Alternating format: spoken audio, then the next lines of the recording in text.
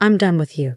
Just die here." My husband spat out the words, leaving them to hang in the frigid air as he abandoned me and our 4-year-old daughter in the snowy expanse of the mountain wilderness. I had no clue where we were, the biting winds mercilessly gnawing at our bodies, causing us to shiver uncontrollably. "We just have to follow Grandma," my daughter suddenly exclaimed, pointing in a direction where there was no one to be seen. Despite the absence of anyone there, I decided to trust my daughter's strange intuition. "My name is Nancy, a 32-year-old remote worker. I had met my husband, Mark, at a group blind date. He was a charismatic entrepreneur, smooth-talking and confident. I fell for him hard, and we soon got married. Mark came from a well-respected family, and our friends envied the seemingly perfect relationship we shared. After our wedding, at the request of my in-laws, we moved in with them. They were kind people, but my mother-in-law's frail health demanded constant care. Nancy, I heard you're a nurse," my father-in-law said to me one day. "My wife is so frail, and I've been so worried. We are grateful that you came into our lives." I left my nursing job to care for my mother-in-law, working from home as a web designer, a passion I had cultivated over the years. It allowed me to work at my own pace, without the pressure of strict deadlines. But one thing nagged at me. After 3 years of marriage, we still hadn't been blessed with a child. Mark's business flourished, but he became increasingly absorbed in his success, spending more time out than at home. "Listen, Mark, your mom isn't doing well. You should spend some time with her," I would plead, but to no avail. I longed to show our child to my bedridden mother-in-law, who didn't have much time left, and the guilt gnawed at me. "I'm sorry we couldn't give you a grandchild yet," I lamented one day. "Don't say that. I'm satisfied to have a daughter like you, Nancy," my mother-in-law replied kindly. She had become like a real mother to me since I had lost mine at a young age. On good days, I would take her for walks in her wheelchair or prepare nutritious meals that she could enjoy. I tried my best to make her remaining days comfortable. One day, she called me to her bedside. "I'm glad you're going to have a lovely daughter soon. She'll be born around the time jasmine will bloom, so name her Jasmine." I hesitated, unsure of how to respond. I couldn't help but feel puzzled by my mother-in-law's cryptic words. Her health had been deteriorating, and I wondered if her illness was causing her to hallucinate. Not long after, she passed away, leaving me utterly devastated. I had been by her side every day since we got married 3 years ago. Shortly after her funeral, I discovered I was pregnant. The due date was set for July, the very season for jasmine flowers, just as my mother-in-law had mentioned. I was stunned, but more than anything, I was overwhelmed with joy. I couldn't wait to share the news with Mark. "Mark, listen. I'm pregnant," I announced eagerly when he finally came home. His response caught me off guard. "Wait, really? I'm not good with kids. I don't think I want any right now," he said dismissively. His words stung, leaving me speechless. I could smell alcohol on his breath, and his clothes reeked of perfume. I had a sinking feeling I knew where he was spending his time. To him, I was nothing more than a convenient housemaid caring for his parents, but I couldn't give up on the precious life growing inside me. Despite Mark's indifference, I managed to gather the necessary resources for our baby. I dipped into the savings I had accrued when I was single and used my earnings from work. Just as my mother-in-law had predicted, our daughter was born during the blooming season of jasmine flowers. We named her Jasmine. She was a beautiful child with radiant skin, bearing a striking resemblance to my late mother-in-law. As Jasmine grew, she displayed unique traits. She would laugh and wave her hands as if in conversation with unseen companions. By the age of 2, she began speaking broken words, often directing them towards the family shrine.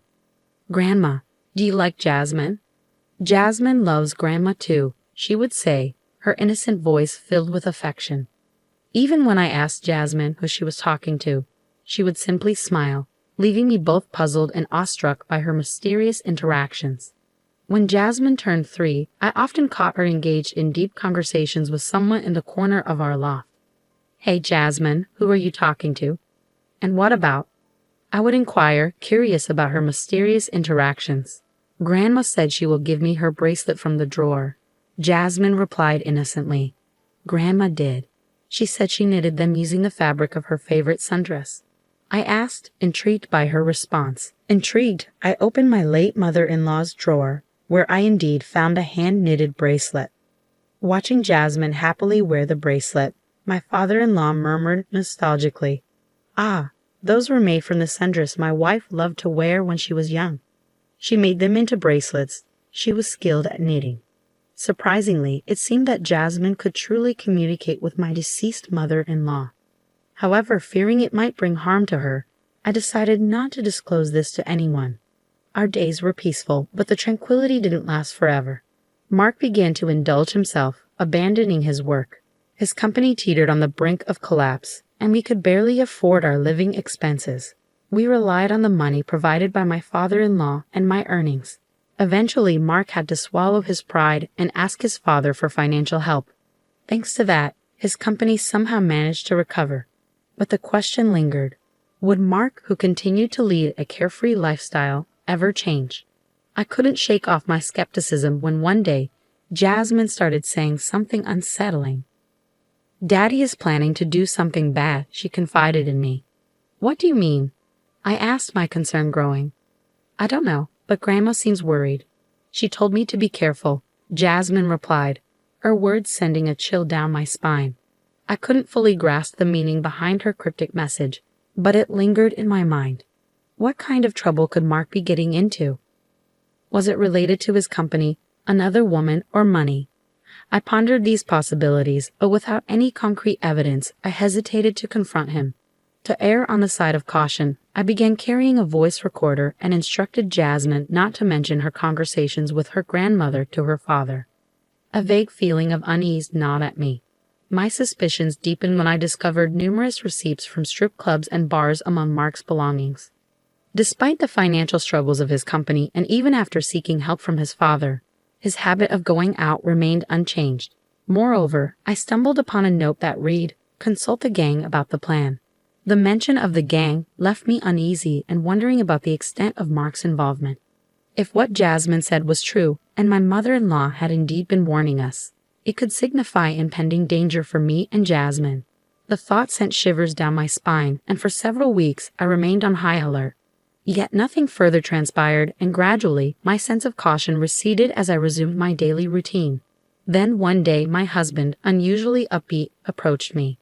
"Thanks to Dad's assistance, my business is thriving and we're making greater profits. How about we go on a family vacation for the first time in a long while?" His suggestion filled me with conflicting emotions. Despite his seemingly sincere offer, doubts about my husband still lingered in my heart. I couldn't ignore the flicker of hope that surged within me as I glimpsed my husband's gentle demeanor, reminiscent of old times.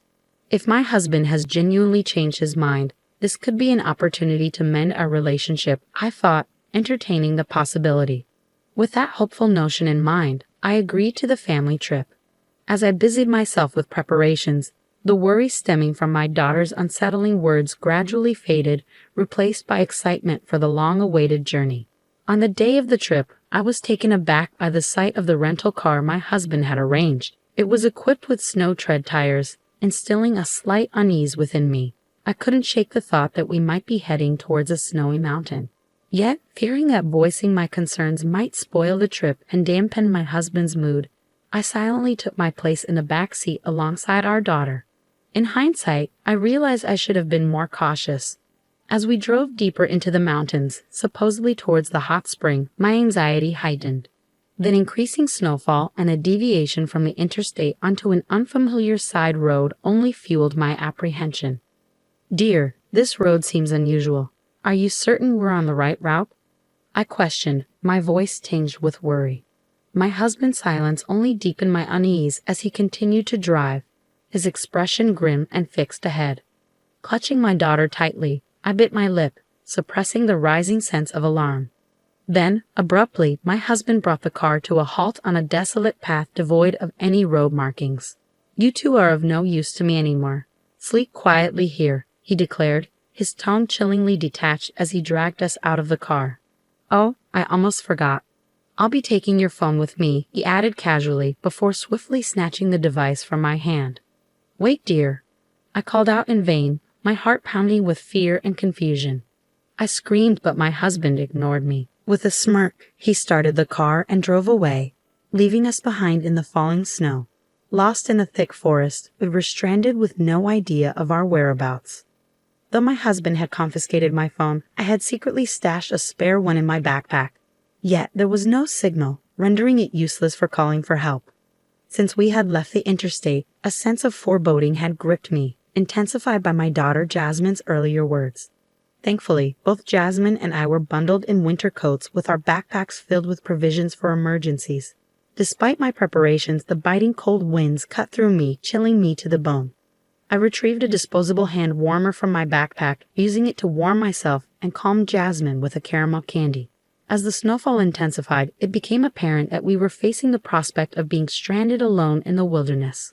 Uncertain of what to do next, I felt a surge of hope when Jasmine suddenly exclaimed, "Mom, Grandma says she's coming over here." Though I saw no one, Jasmine seemed convinced of her grandmother's presence. Trusting in her mysterious connection, I decided to follow her lead. With each step, I held onto Jasmine's hand tightly, navigating through the deepening snow, clinging to the belief that somehow we would find a way out. In that moment, I realized that perhaps it was the hope born from Jasmine's unique intuition that kept me going, even in the face of uncertainty. "I see a light. Grandma is telling us to go towards it," Jasmine exclaimed, pointing in the direction of the glowing beacon. Indeed, I could discern the faint illumination ahead, and a rush of relief flooded over me. "We're saved," I thought, feeling on the verge of tears. "Thank you, mother-in-law," I quietly whispered my gratitude to the guiding presence of my late mother-in-law. Finally reaching a hotel nestled at the foot of the mountains, we sought refuge to warm up.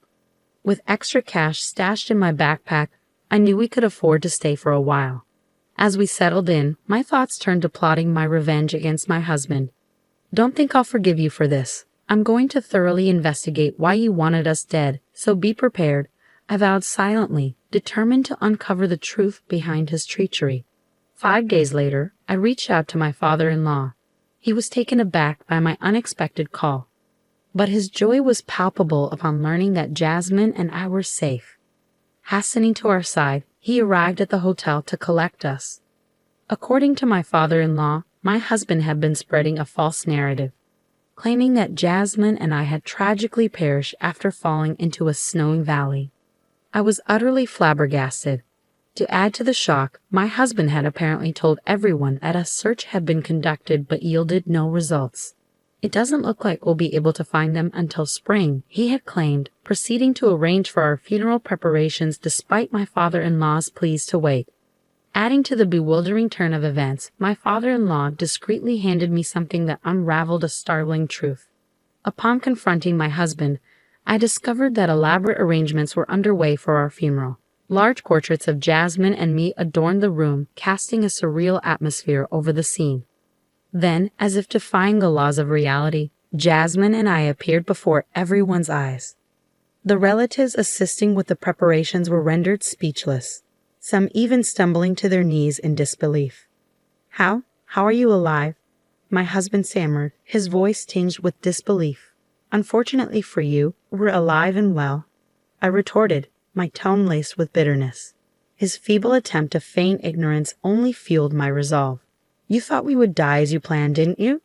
After you left Jasmine and me stranded in the snowy mountains," I accused, my words ringing with accusation.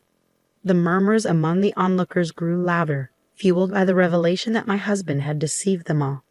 As tension mounted, I played back an audio recording from the hidden voice recorder, laying bare the truth for all to hear.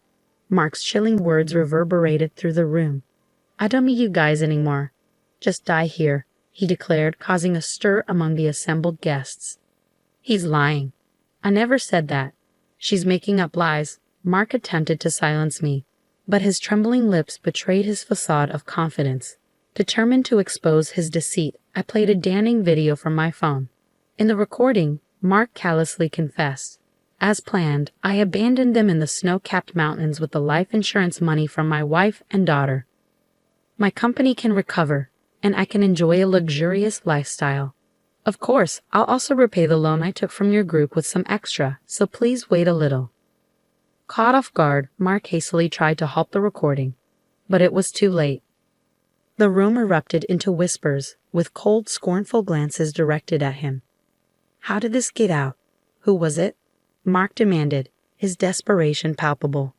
I asked your father to copy the footage from the dash cam in the rental car you use, I revealed, watching as Mark's facade crumbled. Mark, you abandoned your own son. Why would you side with a complete stranger? He challenged my father-in-law. But to everyone's surprise, my father-in-law's anger was directed squarely at Mark. It's no surprise that he would abandon you. After all, you secretly took out a large life insurance policy not only on Jasmine and me, but also on your own father, he accused, thrusting a policy found in Mark's drawer towards him. Mark stood speechless, cornered by accusations and damning evidence. With no escape, he made a startling admission. Look, everyone ended up alive, so it's all good, right? I was forced into doing this by loan sharks, he confessed, his desperation evident. I had it tough too, so forgive me, Mark pleaded. But his words fell on deaf ears. Don't make me laugh. There's no way I can forgive you. I'll be reporting this to the police, I declared firmly, my resolve unwavering. We're a family. You can let this slide, right? Please, Mark implored, desperation evident in his voice as he sank to his knees before us. My father-in-law and I exchanged incredulous glances. There is absolutely no way. I'm utterly disgusted with you. You can go to hell, I spat, my contempt palpable. Mark's shock was evident as he realized his apology wouldn't suffice. But it was too late. A relative who had overheard our exchange had already alerted the authorities, and soon the police arrived to take Mark away. With overwhelming evidence against him, Mark was convicted of a serious crime for attempting to take the lives of his own family. His company went bankrupt, and his life was set on a path of misery, even if he were to be released from jail. Our marriage ended in divorce, and I won full custody of our daughter Jasmine. At my father-in-law's earnest request, Jasmine and I formed a special adoption bond with him, receiving his inheritance as a gift while he was still alive. Now we live happily with my kind father-in-law, cherishing every moment as we watch Jasmine grow. Though he often encourages me to find love again, for now, I am content with the life we have. The other day, Jasmine whispered in my ear, Grandma says she's glad, but we can't meet her anymore, so she's saying goodbye. It tugged at my heartstrings, but if it meant that my mother-in-law had nothing left to protect us from, then perhaps it was for the best. Dear mother-in-law, I will protect Jasmine with everything I have, I vowed, placing my hands together in front of her grave, a promise made with unwavering determination.